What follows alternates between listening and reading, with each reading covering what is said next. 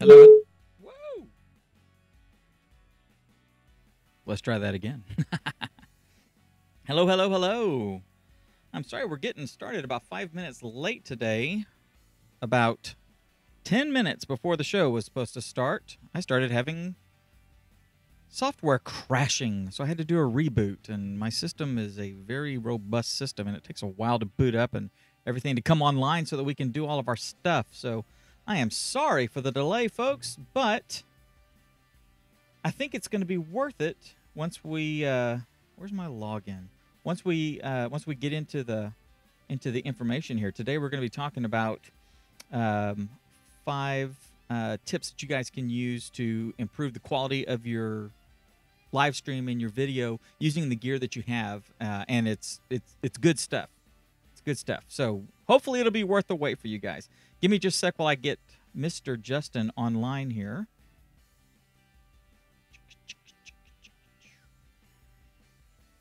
Hello to everybody in the chat room. I don't have the, let's see. Yeah, I do. I've got the chat room up. Hello to you folks over on, is it live? Go live, go live. There we are. All right. Hey, guys. Sorry for the delay in getting started. We're about 5 minutes or so late getting started. Like 10 minutes before I was going to hit go to, like, start the stream, right? So, like, at 11, okay? I spent the last hour getting everything technically prepped and ready and all this stuff. And I swear, like, right before I wanted to go ahead and get the live stream started, even though I hadn't hit go yet on Facebook Live. Ugh. And so I launched stuff, and next thing I know, things are crashing, and applications not responding, and beach ball of doom, and all this kind of stuff. And so I ended up having to reboot my machine, and my machine is a pretty robust machine, and there's a lot happening on it. So it takes a long time to. I mean, it takes like 2 minutes to boot up. I mean, it's a very fast boot up, believe it or not. But I mean, good night getting the things loaded that need to be loaded and started and all this sort of stuff. It's like, Dropbox wants to connect, and Google Drive wants to connect, and then OneDrive wants to connect. And then they're going to sit there and think for a while. Amazon Music wants to start up. I swear, I love Amazon, right? I love Amazon. Amazon is an awesome company. They're amazing and stuff. Their music service, I like their music service. What I don't like is that the Amazon Music app, desktop app like that, seems to have a hard time, signing on, maybe something, shaking hands with the Amazon service. I don't know. It's ridiculous. It's frustrating because it's like it takes forever to start. Then I could swear I set that thing to, I could swear I set that thing to not start on boot up. That's another thing I don't like. Sometimes on the Mac, it's like you don't set something to boot up automatically, and you check in the preferences, and it's not set to do that, yet it's going to do that. I don't know. Frustrating. Anyway, such is life. First world problems. It's what you get for being on the bleeding edge of awesomeness. That's what I am, on the bleeding edge of awesomeness. Right. Hey, Justin's with us finally. Hey, dude. Hey, what's going on? Yeah, have you been listening to my diatribe? Nope. Okay. I was telling the folks that I spent the last hour and a half or so getting everything ready, and like the last hour getting all the technical stuff all set up and everything cocked and loaded and ready to go. And dude, like at 11 o'clock, I said, okay, let's go ahead and get the live stream started, and then I'll, that way at 10 o'clock I'm ready to hit go. 10 after I'm ready to hit go and stuff. And the next thing I know, man, I'm getting beach ball to death and stuff is happening, so I had to reboot the machine. So the good thing is, stuff is running, but it's and it's nice and fresh, such as it is. So I'm almost perfectly ready. I'm going to go ahead and start the recording. Let's see here. Oh, and I have a couple examples I wanted to show you, cats. No, I don't want stupid maps. Come on, guys. You're better than that. How's your morning been? So far, so good. Good. All right. So we're already. Hi, Tommy. Hi, Chris. And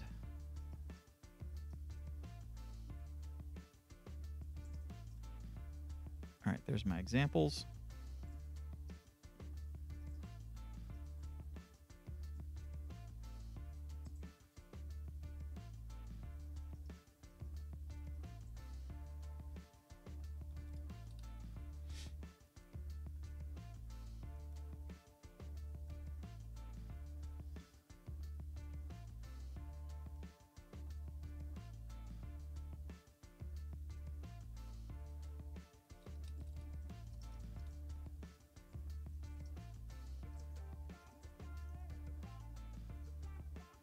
Two seconds here, guys. I'm just getting the little preview app up so that I can show you all what I'm talking about on a couple of these.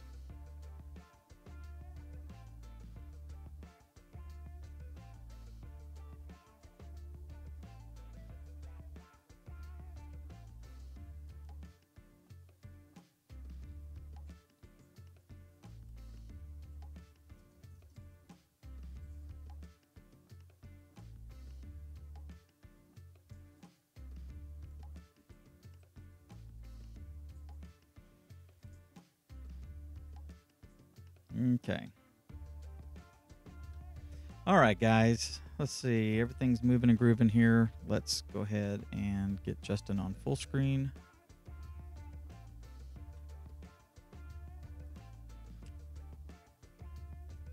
And you're almost beautiful there, Justin. Okay, I've got you on full screen, so say hi to everybody. Hey, what's going on, everyone? Happy Friday. Happy Friday. Waiting to see what I look like.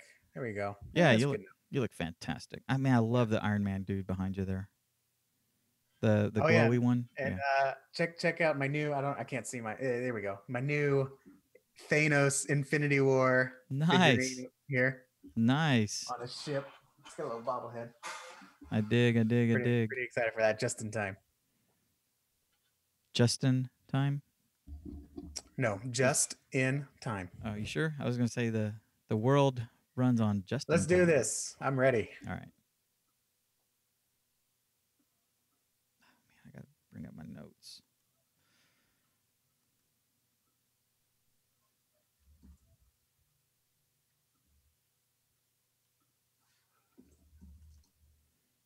All right, there we go.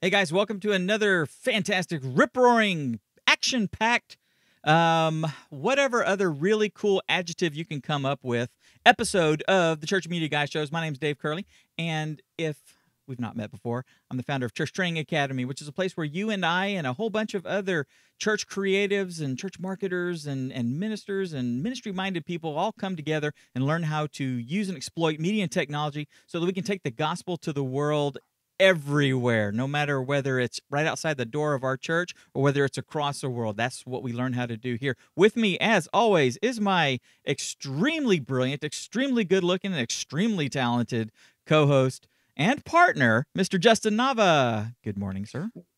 What's going on, everyone? I'm super excited for the show, and we got to get it over pretty quickly because, as you can see, I've got Thanos here over my shoulder coming to get me. And if I know anything, it's gonna take a while to fight him off. So we got to get started. And I'm excited. This is gonna be a good show. It's gonna answer a lot of questions that I have for my own church. And I'm gonna be that quiet, supportive guy, and gonna run the show here because this is all about what Dave knows and what I need to know. So I'm excited to learn. Awesome. Before we get started today, I want to share our quick tip. Quick tip? What do we call it? Pro tip. Today, Pro tip. Yes. Okay. So let me do the pro tip thing here.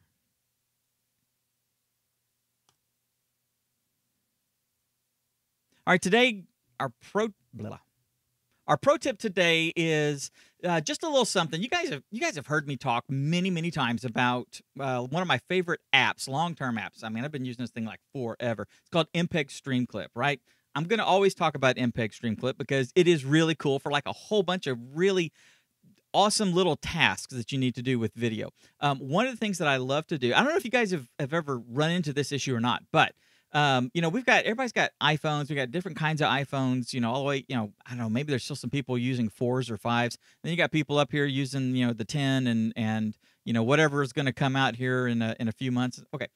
We've also got like a billion different types of Android phones and stuff. One of the things that most of these phones all have in common is that when they're shooting video, and they can shoot really good video. If you've not done that, you need to do that. Play with the video on there. You can actually get some good stuff off there. But one of the problems is that in order to save space on the device, and in order to make the file size a little bit smaller, one of the things that they do is they do what's called variable frame rate. Okay, what variable frame rate is depending on how much stuff is going on in the video. Like right now, I'm being really still. Okay, you're just seeing my head move and my eyes blink and stuff. So they may actually lower the frame rate. So instead of being, you know, like 30 frames a second, they may take it down to 24 or 22 or something like that because there's not a lot of movement. But as soon as I start doing stuff like this and moving around and stuff's going on in the background and stuff, they kick the frame rate up so that the image stays nice and clear and all that. Okay, that's great, and it's kind of when you and I take that video and we throw it up on YouTube immediately, or we watch it back on our phone and stuff, it really doesn't mean anything to us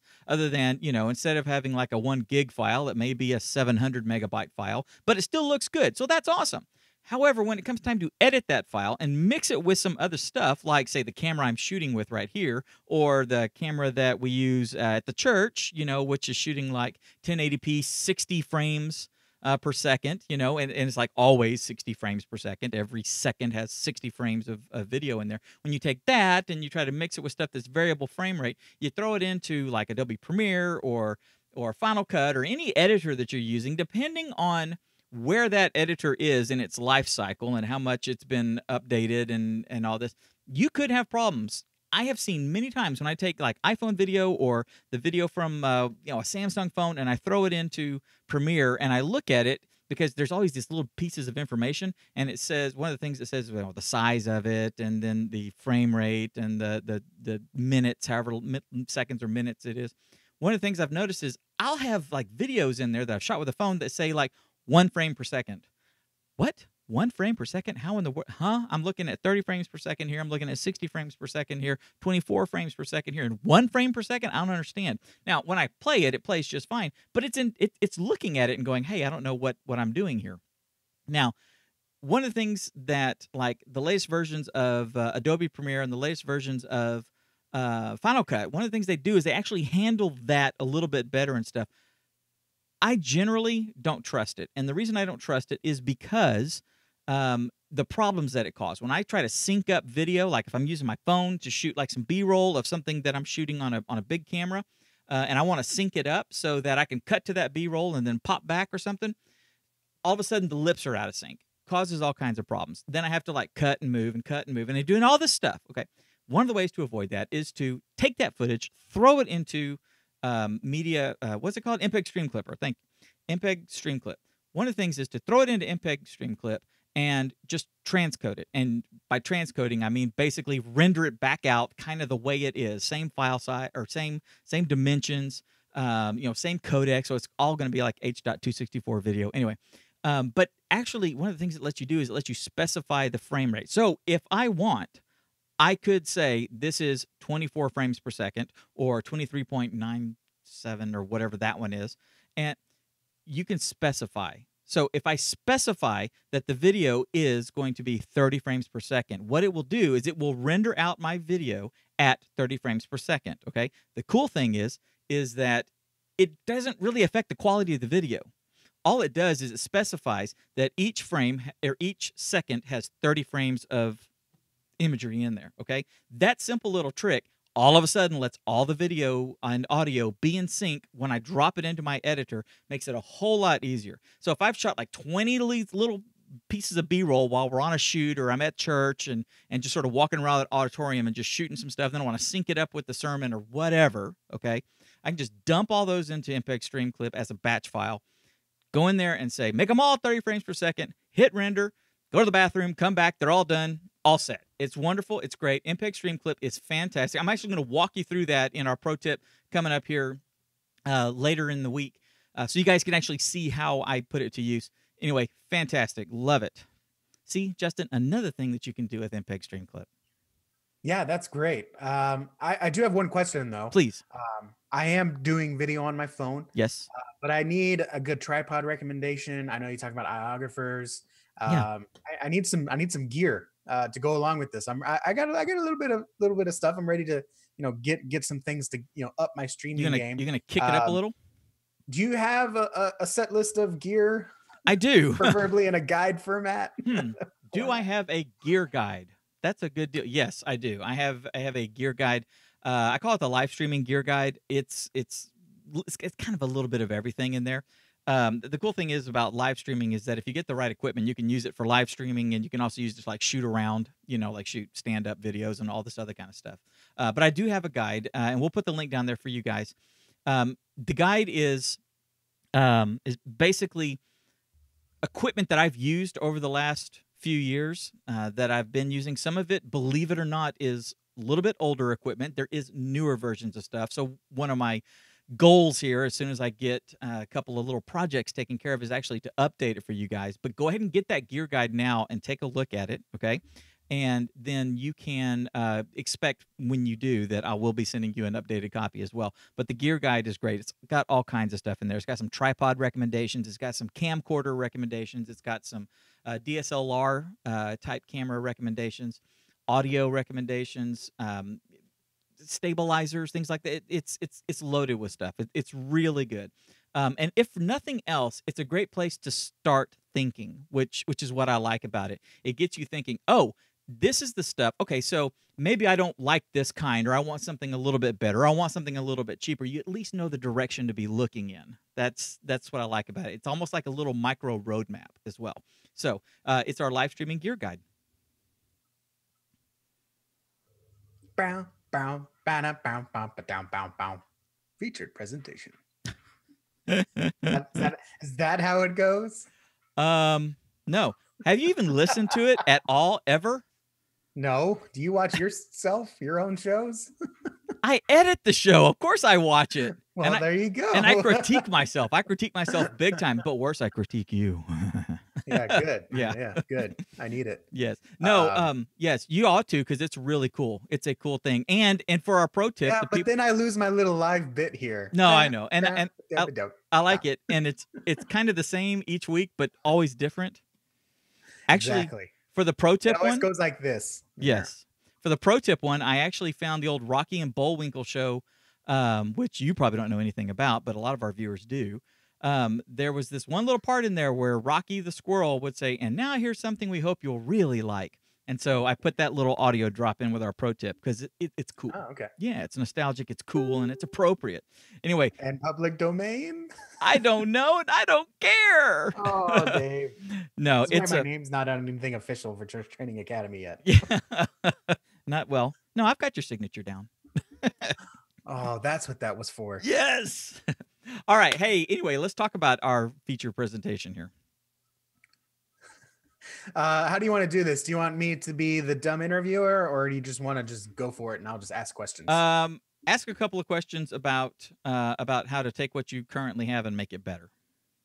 Okay. And then I'll say, funny, I have a list of 5 tips. Okay. All right, let me know when you're ready. Okay, I'm ready. So, Dave, for today's show, I need you to help me. And I think when you help me, you're going to end up helping the hundreds of people that are going to eventually see this. Because here's my predicament. We've kind of, from my understanding, is we've hit a roof with our equipment. Okay. We have the camera. Mm-hmm. We have most of the time a camera operator. Mm-hmm. We have our tripod. We have our video box encoder. As you can tell, I don't run the live stream. I just kind of help when I can. Sure. And we have our computer. Okay. We have a decent light set up in our sanctuary.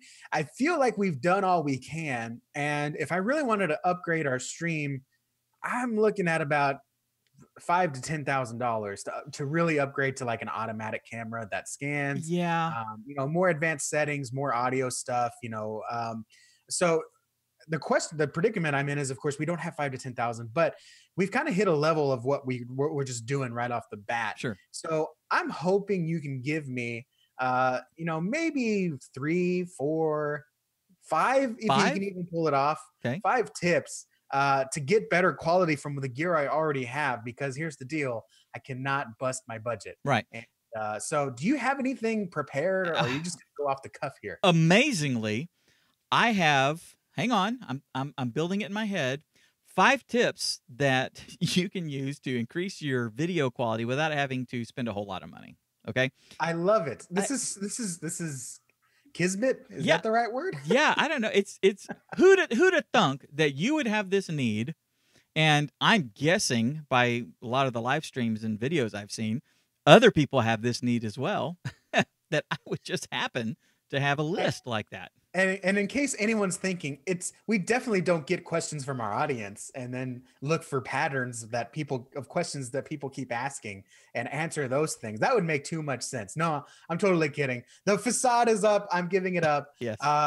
When you join Church Media Hacks, it is available to join. But one of the things you have to do is ask or answer a simple question. What's your number one burning question? And something we keep hearing over and over again is, how do I get better quality from the stuff I already have? Right. Because eventually we do want to buy better gear, but we're just not at that point. So a lot of times you have stuff that's given to you. Maybe someone donates a camera, maybe someone donates some equipment, and it works, and maybe it can work better.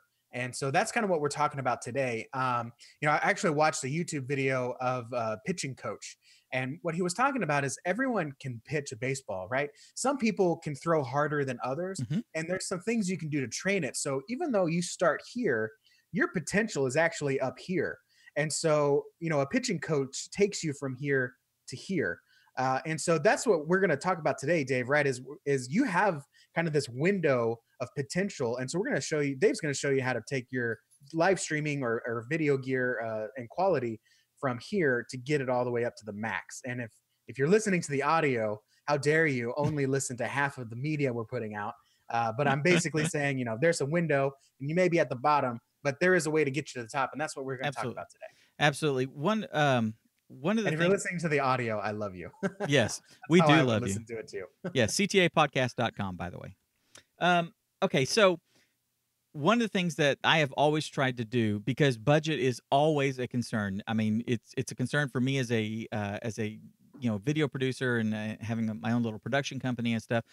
I can't just go out dropping money all the time. And because clients don't always have huge budgets, I need to work within that budget. So, sometimes doing something that fits within a client's budget is going to serve more to like pay my bills as opposed to pay my bills and increase, my pool of resources for the next project. So regardless of what your budget's like or whatever, I always tell people, try to maximize what you have first. Okay. So use it. I mean, push it until it explodes. Okay. Don't obviously, we're not telling you to make your stuff explode, okay? But what I'm saying is push it until it's no good. The camera I use at our church for our wide shot is a camera that I have had for over 10 years, and until the chips melt, I'm going to keep using it in one way or another. Now, one of the things, the first tip that I have, I see a lot of videos, people's live streams, different churches' live streams, videos that are shot, for promos or meet the pastor or whatever. One of the things that I notice is a lot of people don't quite understand framing, and they don't understand image composition. What that is how you are fitting the content that you want inside the, where's it? There we go. Inside the frame of the shot. Okay. For example, you're looking at me on a 16:9 shot here, and I am centered in the image, okay? So I'm centered in the image. I'm framed good, okay? Now, if I'm like this, I ain't framed good. I look like I'm sitting at the adult table for the first time, okay? Someone please pass me the gravy, okay? If I'm like this, I'm not framed right. The only way in this shot that I am framed right is if I am showing you something over here, and this is what I want you to see. Do you understand what I'm saying here? That is framing. I'm going to use an example, show you an example from from a church I found. And if this is your church, this is one of your early videos, and I've watched you get better. Let's see here. Bear with me 2 seconds while I cut to that. There we go. Where are we at? Okay, framing, right? So this one right here, not framed so good, okay? This one right here, framed good, but not composed really well. See, this is like really far back, okay? We can't see any real definition. The area of interest is like, the area of interest is like right here when it's all said and done, okay? So there's no need for us to really be paying attention to all this extraneous noise right here, okay? Now, I've seen a lot of churches that this shot is the shot that they're using for their live stream and for recording their services. I understand the idea behind it. We only have one camera. However, this shot is much more interesting to look at. And why is that? Because the area of interest, the area that we want people to pay attention to, is these people singing, okay? The choir we can hear in the background. It's not really important that we see them until they are being featured, okay? The band over here and the band over here, we can hear them in the music. It doesn't matter that we see them until the time comes for something to happen with them, like it's just the pianist playing a song, in which case we move the camera and zoom over here to where she is because she's the area of interest, okay? You can do this creatively, and you can do it with when you are live streaming. If you have a much higher quality camera, okay? Now, this camera back here, like I said, it's 10 years old. A much higher quality camera will allow you basically to set this as one image or one shot, and then you can duplicate it and make another shot that's like this, where you're kind of digitally zooming in your broadcast software, and effectively have two shots from the same one, okay? So framing, that is one of the biggest things. If you pay attention to your framing, and I always tell people, look at what you see on TV, okay? If it's working on TV, and I'm not talking about, crappy reality shows or YouTube and stuff like that. I'm talking about actual proper produced television. Go watch a service, Joel Osteen service. I don't care.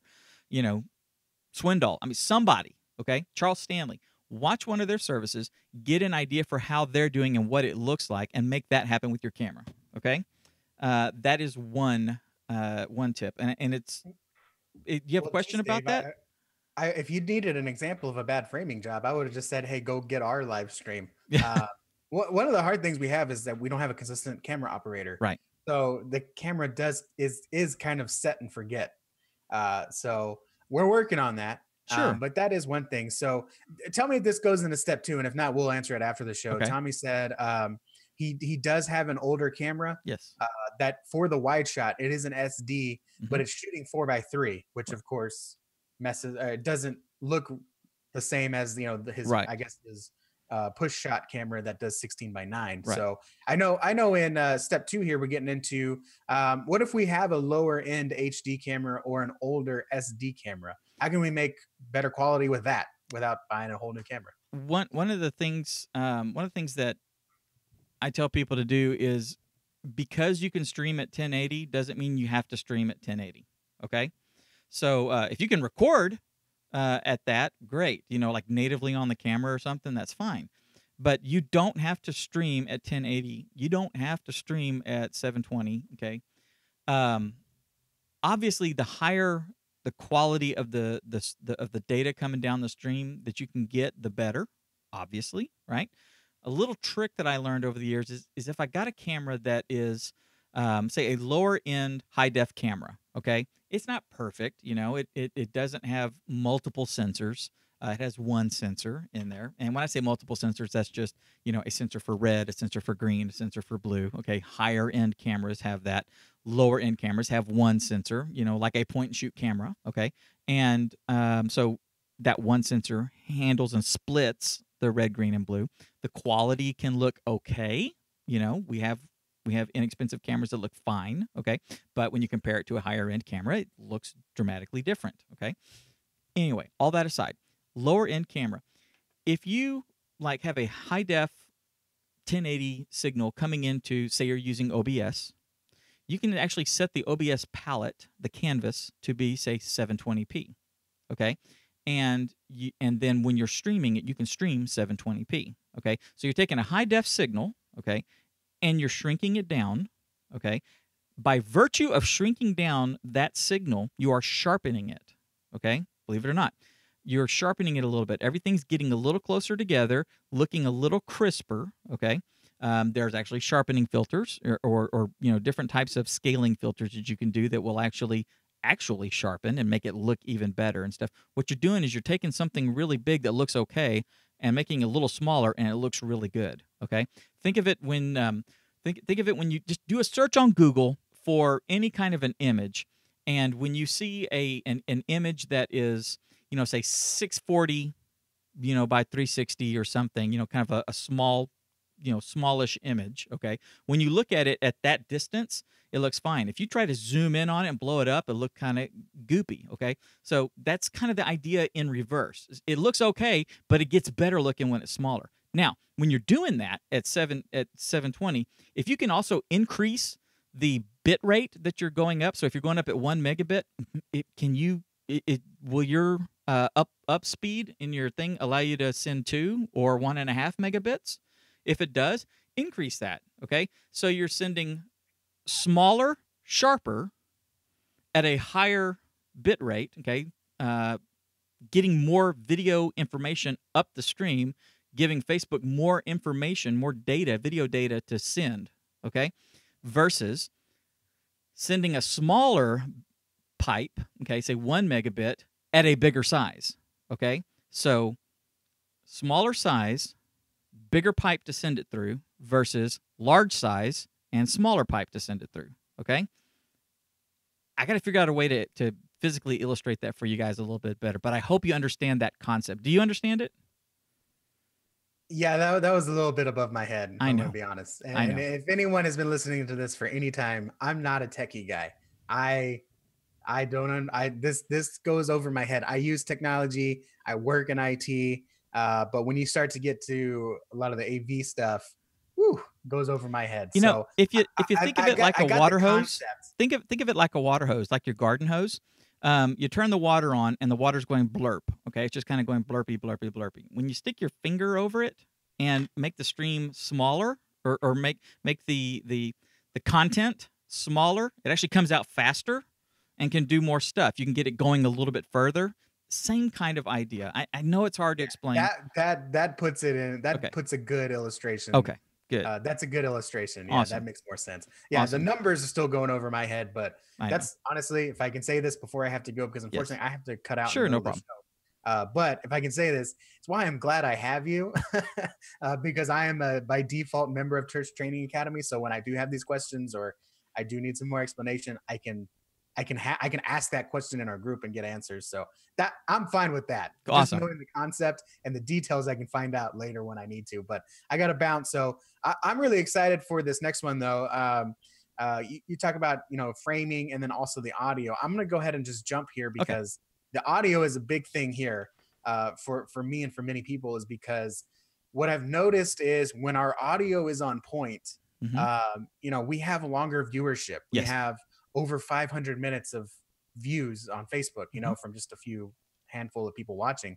But when we have audio problems, even though the video is working fine and it looks good, if we have audio problems, that number shoots down to only like 100 people actually sat down and watched this. So am I correct in looking at the analytics and saying, wow, the audio is actually more important than the video? Is that right? It is, and that's going to be let's see, that's going to be step number 4 or tip number 4. Yeah, I know. I'm jumping ahead here. No, yes, but it is. I wanted to share that experience because I think if you have a video that just doesn't have as much viewership as normal, if it's like an outlier, take a look at the audio, because what I've noticed is people will forgive poor video if they can understand it. But you can't get the message if the video is clear and the audio is choppy. So I just want to jump to that right now as I take off, and I'm going to be listening to the live show, is how do we boost the audio so we can keep those people watching and hearing the message? Yeah, that is a huge concern that I've been producing stuff for a couple of decades now, and I learned that early on, that when you're you Justin said it pretty good. The adage, I guess, the old wives' tale or old adage or whatever you want to call it, is that people will forgive a poor image quality if they can still understand what's going on.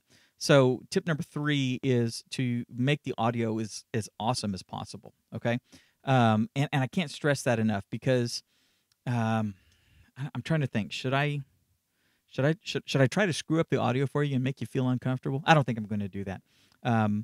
But if the pastor has a wireless microphone and there's interference in the room, and so when the pastor is talking, it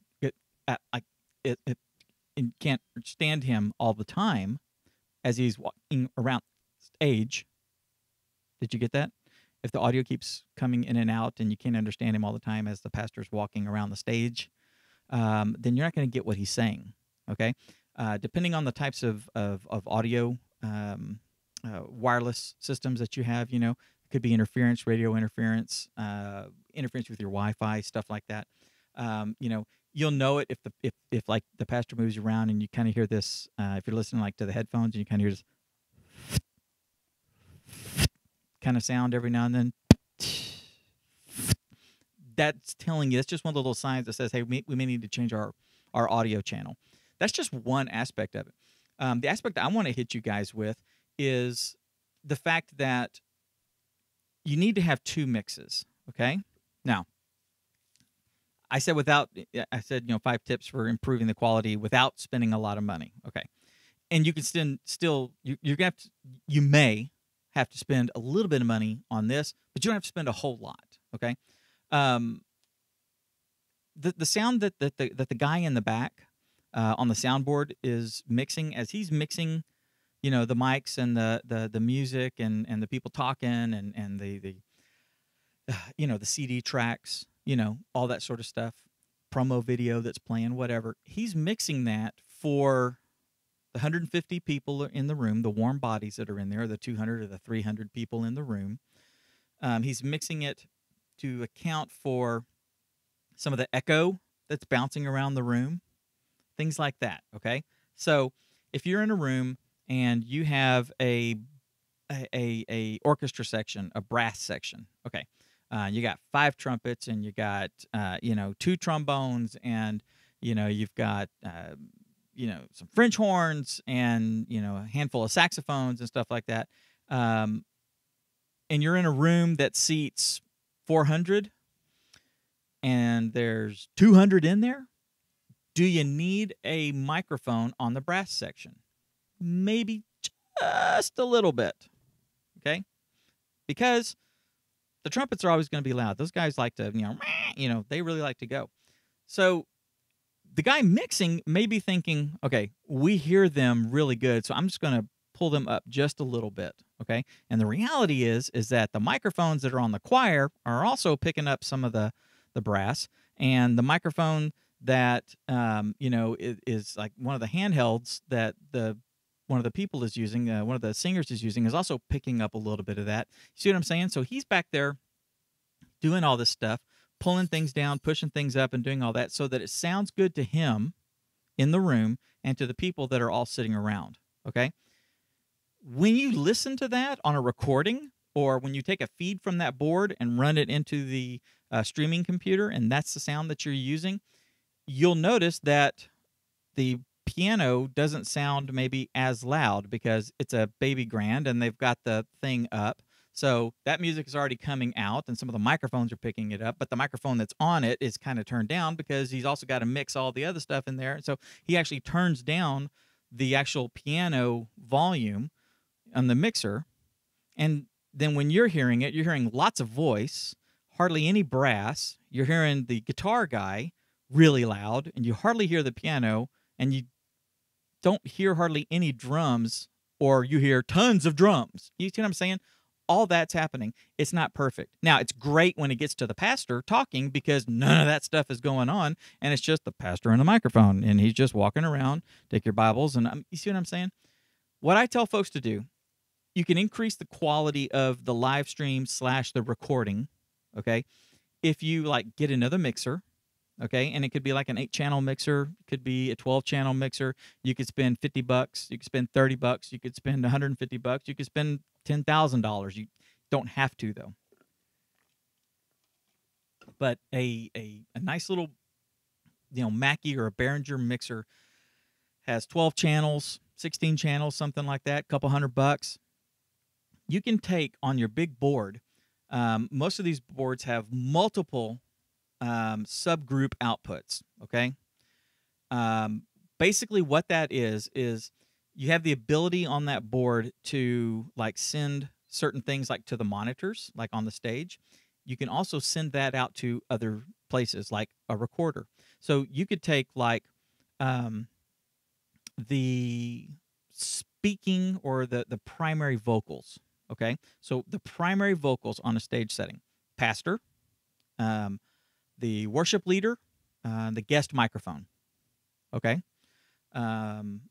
take those three and put them into a group.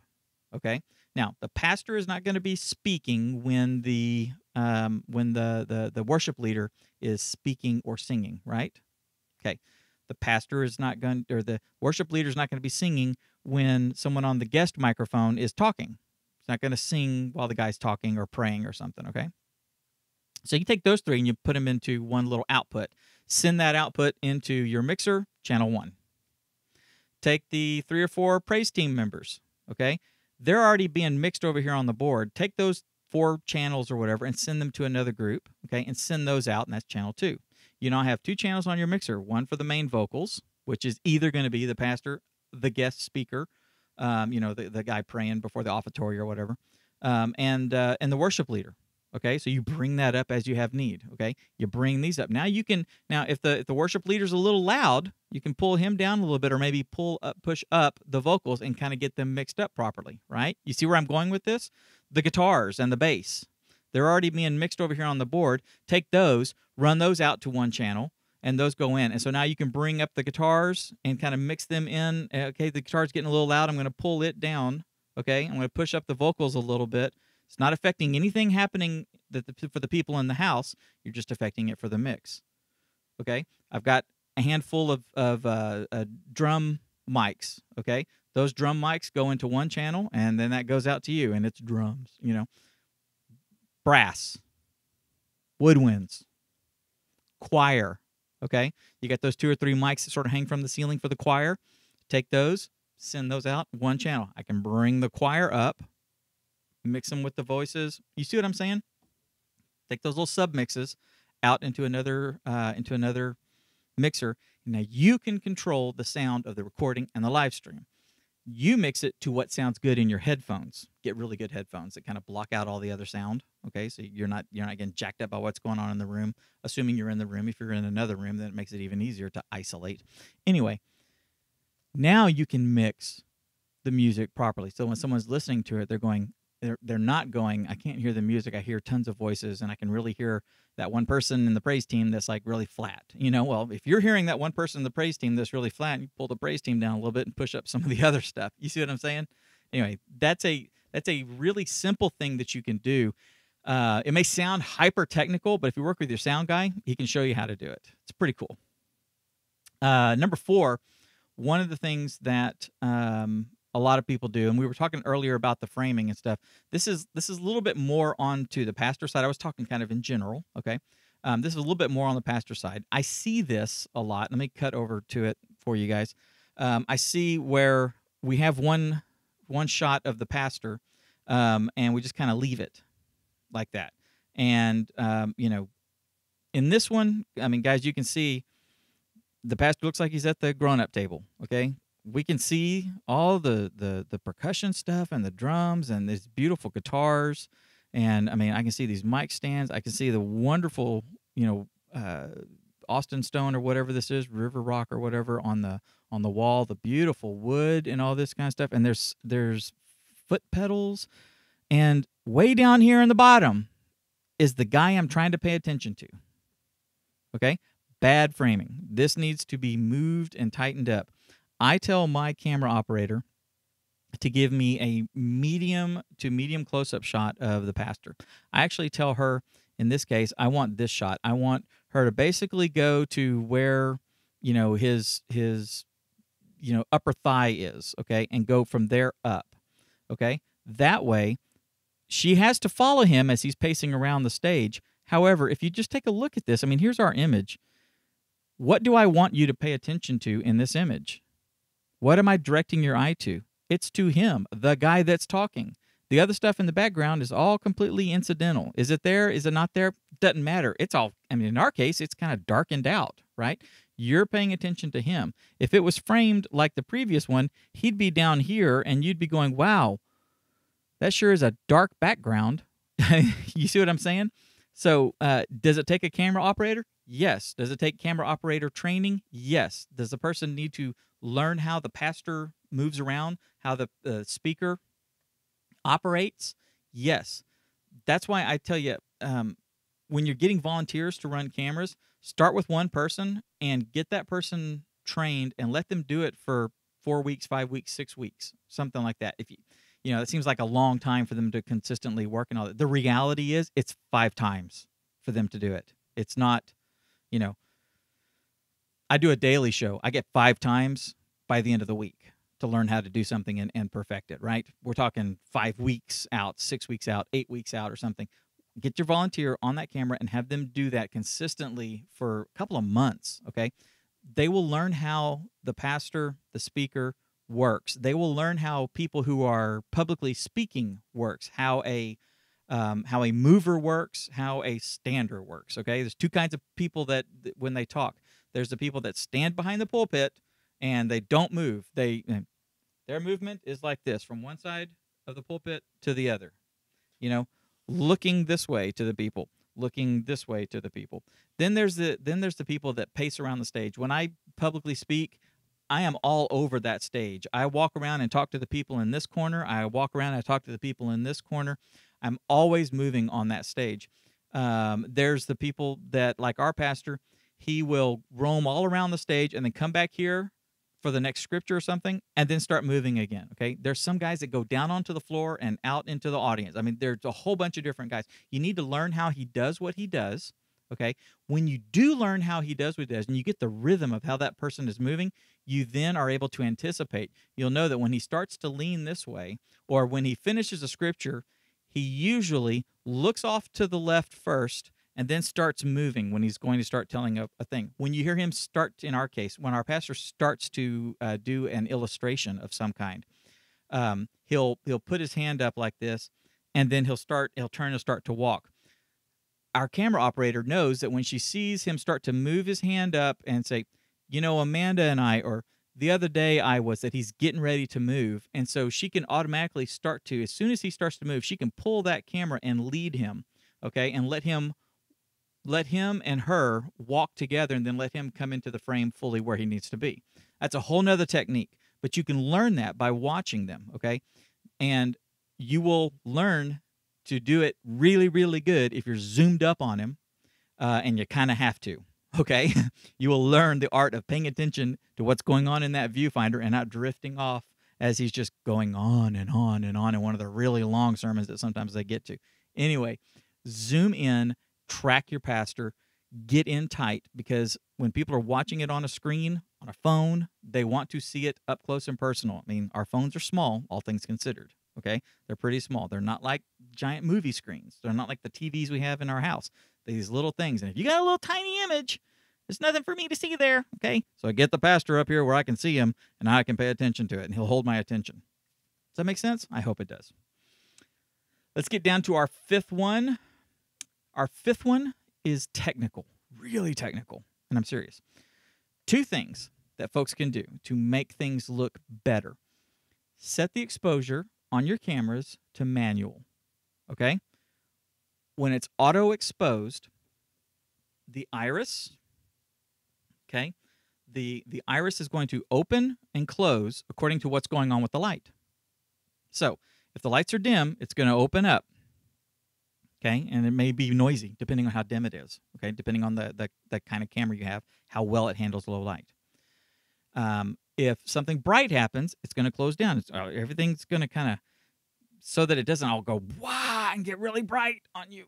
okay, it's going to like close down and it's going to go up. And as little things change, as as the drummer hits the cymbals and the cymbal flashes like that, the camera adjusts and it's not consistent. Okay, here's let's see, I've got on this camera, I've got it set to manual so I can adjust it.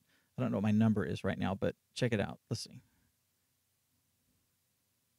Is this? Hang on, it's on. There we are. Come on. It's going to show you all the difference. There we go. Okay. So see, I've got it down really low. So everything's like really dim in here except for the stuff in the back that's got the lights on it and stuff, okay? When you make it go up really high, it can be overexposed. I don't know if I can I can overexpose. Look at that. I'm all bright and everything's, kind of blown out and stuff like that. This can happen, but it looks like this when it's like automatic, okay? As lighting stuff is changing, the iris is doing this. Now you may think, I want it to automatically adjust because I don't have time to do it and stuff like that. Depending on what's going on in your service, depending on what the flow of your service is, you may need to make little adjustments here and there, okay? I have ours set on manual. We've actually got a little control on the handle that she can dial.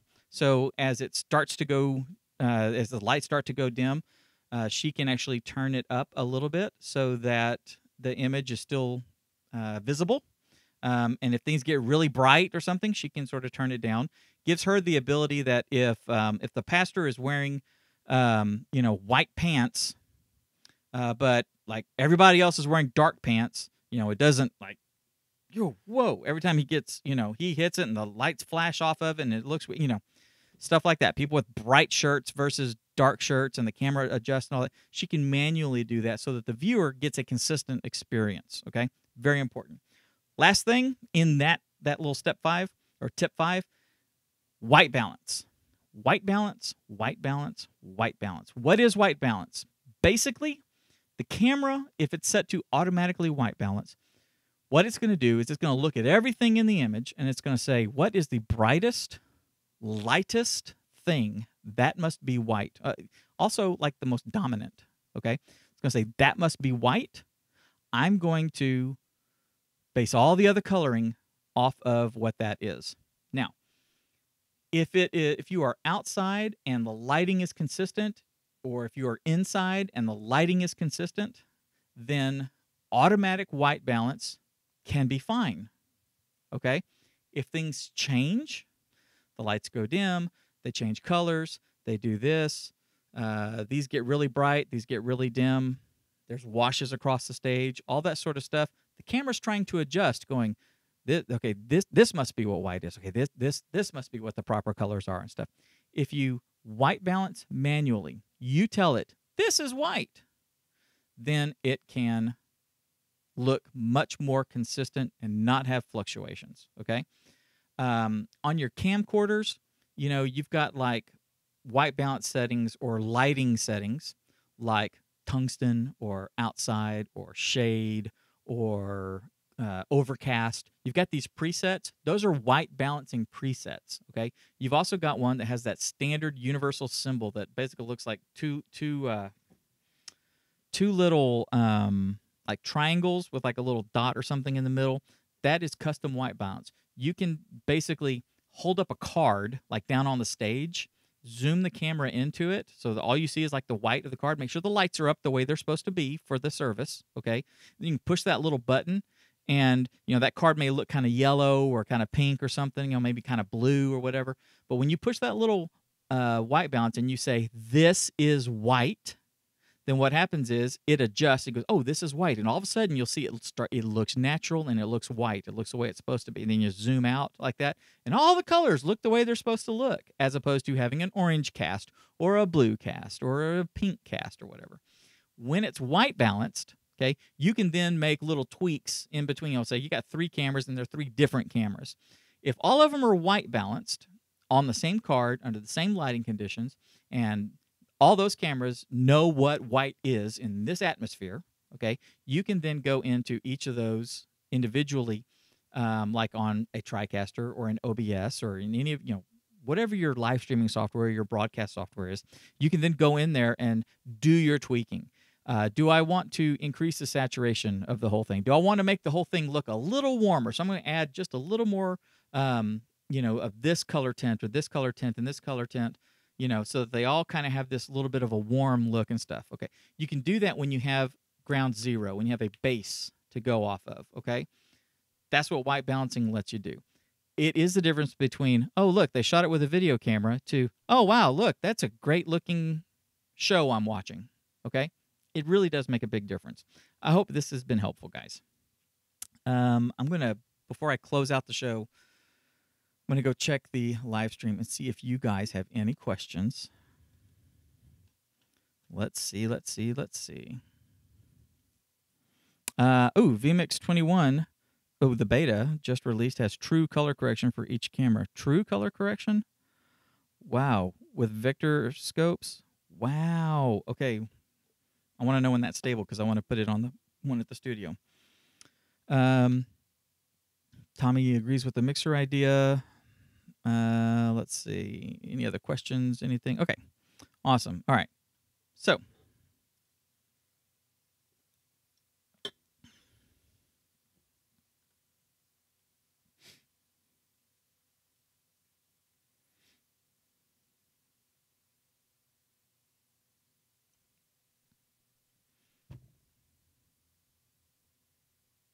Now, these tips are just like a portion of the kind of stuff that we teach in church.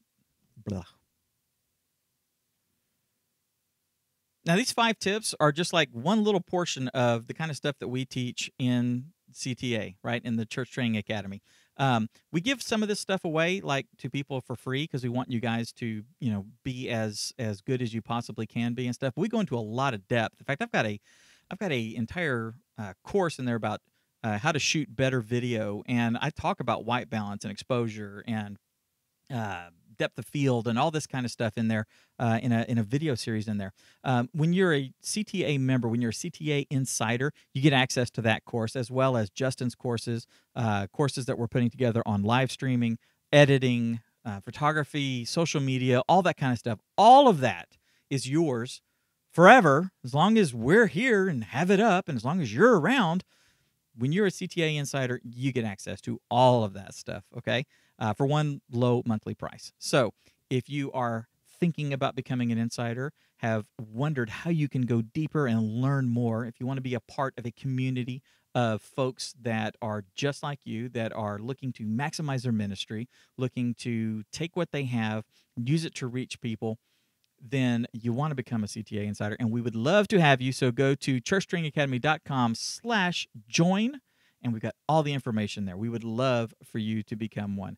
Guys, hopefully these tips, when you apply them, are going to make your stuff look a whole lot better. And the cool thing is that I think, with the exception of like going out and buying a mixer and putting it in and getting all that sort of stuff set up, you can take all of these 5 tips and apply them like between now, which we're recording this on a Friday, and Sunday is the service. Like tonight and tomorrow, you could go to the church and make a few changes and get a much, much better looking live stream or recording of your service. So, guys, take this stuff that you've learned here, okay? Go out there, make things look better, and use it to change lives. And that's the show. All right, kids. I'm going to stop the recording here. Okay, does anybody have any questions before I go? Anything? I need to go check the guys over on Facebook.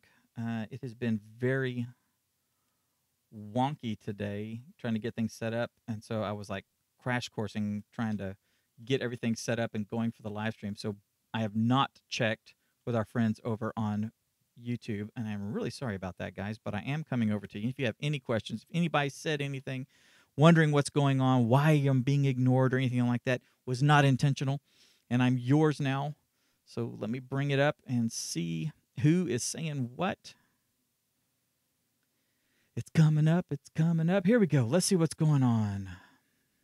All right. Let me widen this out so I can visit with you guys. Denise, hi. How you doing? Hello, guys. Laughter is good medicine. Yes, ma'am. It sure is. That's a great point with the audio. Recall watching a video with a great concert, but the audio had a horrible buzz. I tried to keep viewing to get the information, but it was way too distracting. Yes, that is exactly right. That. I'll tell you. People, and Justin said it earlier, and I'm going to reiterate it again. People will forgive. GoDaddy keeps bugging me. Ugh. Okay. People will forgive a poor image quality. They will forgive a standard definition stream. They will forgive white balance issues. They will forgive a wide shot with a little bitty person. They will forgive all that sort of stuff if they can understand everything that they're hearing and there's not junk that they have to orally filter through in order to get the information out, okay? They will leave if the image is great, it's sharp, razor sharp, it's beautiful, the blacks are inky, the colors are rich, everything is vibrant. I mean, it's gorgeous. Okay, or there's a they will say, bye, looks beautiful, can't understand it. Why? Because they're trying to understand what's going on. Now, if the person is hearing impaired, they won't know. So that's okay. But we'll have one person that's hearing impaired versus 100 people that are wondering, why the heck does it sound so bad? And because of stuff like that, they will leave because they're sitting there thinking, why is this sounding so bad? My gosh, these people don't know what's going on. I can't pay attention to this. And then they'll leave because it's so distracting. So focus on the audio, okay? Make the image as good as you can, but not at the expense of the audio, okay? So, I mean, all the stuff that we said right here, do the audio bit first. Make sure that the audio is clean and good and crisp and rich and sounds good. You know, go spend $50 on a mixer or something and get a few of those subgroups out just so you can sort of break things up a little bit. Do that, and then, you know, add a camera or, you know, buy an upgraded camera or anything like that, okay? Do like the audio part first with an okay image versus a immaculate image and a audio, okay? I hope this has been helpful, guys. Love you all. Anything else real quick before I go? Tommy says that we need CTA swag. I want to do some CTA swag. I really do. I got a blank mic flag right here. You want to know how far back we are on our design stuff? Oi.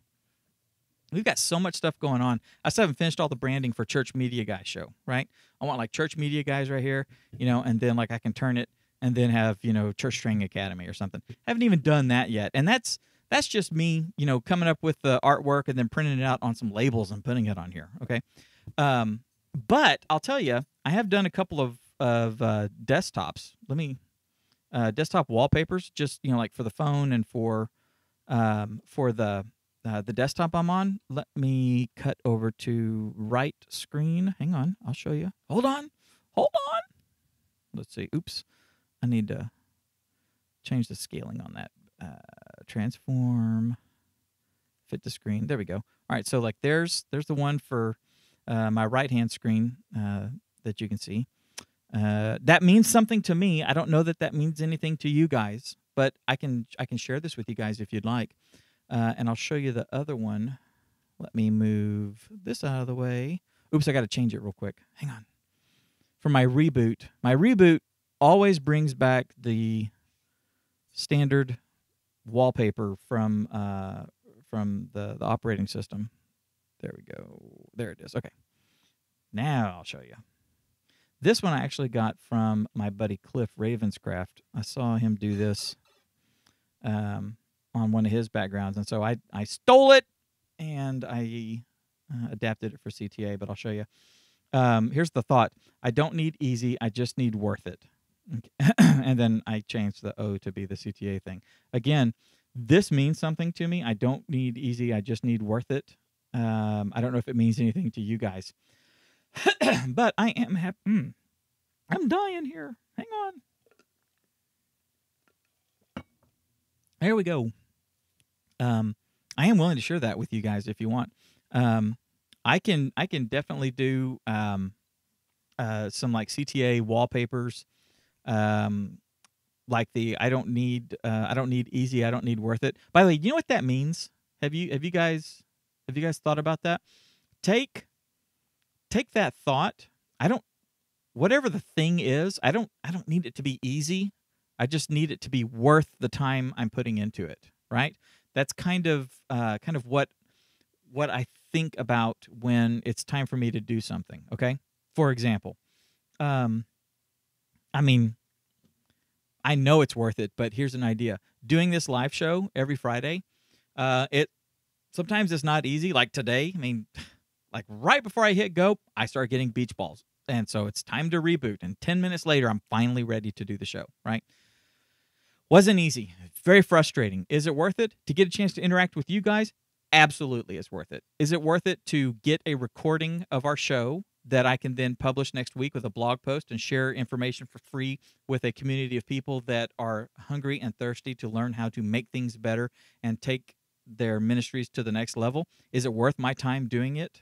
Yes. Is it worth the reboot issue? Yes. So I don't need it to be easy. I don't need one button and, boom, live streaming and teaching and there we go. I don't need, cotton candy and soda pops. Whatever I do, if it's worth it to do it, all in, right? So making a course for you guys. If you guys have something that y'all really want to know to do, and I am not an expert at it at all, okay, is it going to be easy for me to learn how to do this thing and then teach you guys how to do it? No. Will it help you guys if I do it? Yeah. Will it help you guys if I were to pay someone who is an expert to come in and do a course so that I could then turn around and share it with you guys so that you guys are able to learn from this person? And is that easy for me? Not really, because it costs money. I have to pay somebody $500 to make a course or buy a course from him or, loan me his course or something like that, right? So it's not easy, but it's worth it, okay? So that little thought with your ministry, is it easy to go and grab a new mixer and rewire some stuff and get with your sound guy and figure out subgroups that he's not already using, right? Because he's sending stuff to monitors and all that, but where he can like gang some stuff and send it out, gang some stuff and send it out. Is that easy? No, that's an afternoon, okay? His time, your time. Will it make a better recording? Will it make a better experience for the people on the podcast, for people on the other end? Yes. Is it worth it? Yeah, it is. So again, I can do some stuff like that and make it available to you guys. That kind of swag I can do, like, a couple of hours maybe on Sunday afternoon or something. If you guys want it, let me know, and I'll put something together. Tommy, I need the CTA logo in PNG, please. Ah, yes. Okay. Experts tend to talk above us beginners. I didn't mean to, dude. I'm sorry. I apologize. Let's see. Okay. Anyway, I'm going to go. I hope you guys have a fantastic weekend. I hope your services go well this weekend. I hope you guys are seeing improvements and stuff that y'all are doing, things that you're learning from Justin and I. I hope that you guys are seeing improvement. Let us know where we can improve.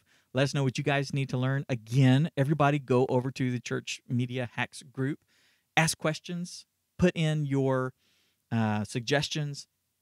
Share your hacks, your brilliance, things that you see, things that you've seen elsewhere online, things that you've learned about. Share all that stuff in there. I want that place to be like a compendium of cool resources and did you knows, and if you do this, you can do this, and all that kind of stuff. So guys, go in there, contribute, ask questions. We'll spend as much time in there with you guys as we possibly can. Anyway, love you all. Talk to you all later.